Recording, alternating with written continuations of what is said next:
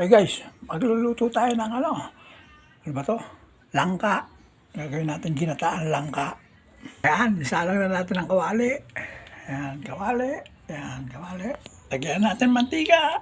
Ayan, konti lang mantika. Bawang. Ayan, bawang. Lagyan natin.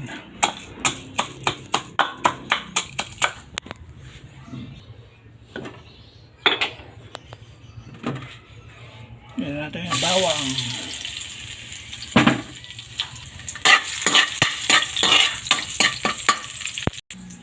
Sibuyas. Ayan, sibuyas. Lagyan na natin yan. Haluin hanggang sa golden brown ng bawang.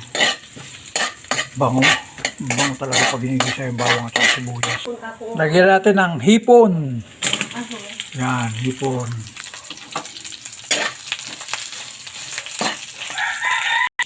Ilagay ang bagoong alamang. Ayan, bagoong alamang. Uy, parang ayaw magpalagay. Parang ayaw mag sa plastic Ayan, yan. Ayan. Yan, bagoong alamang yan Galing kasi sa freezer, kaya frozen ang bagoong alamang natin. Ayan galing sa freezer.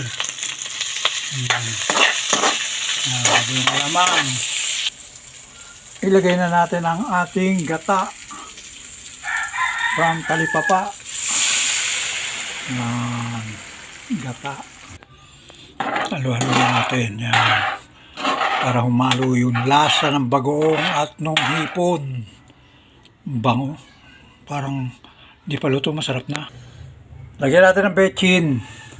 Alam mo, ang bechin hindi naman masama yan siniraan lang ng European yan kasi alam nila ang bechin sa Asia gusto nilang mas mayaman sila sa Asia, kaya siniraan ang bechin yan.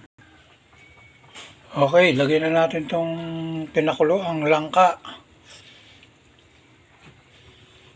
Little by little lang yan. Yan. Yan. Langka yan yung pinakuluan natin ginayat-gayat na langka. Tapos tinapon ng sabaw. Yan. Yan yun. Yan. Naku, lumulutang pa itong mga hipon na to.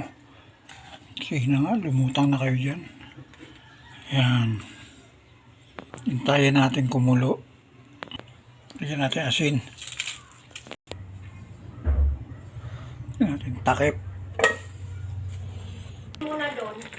Sarap.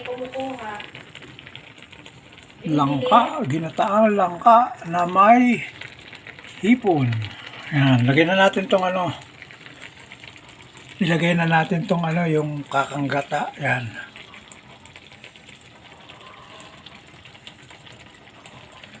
Yan ang kakanggata.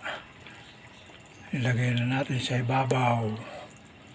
Yan, kusang mag-i-spread yan. Ayan na guys, yan kumukulo na, sarap, ang bango. Ginataang langka na may hipon. Ayan ginataang langka na may hipon. Yan may hipon. Ayan langka. Sarap niyan. Tikman natin kung masarap.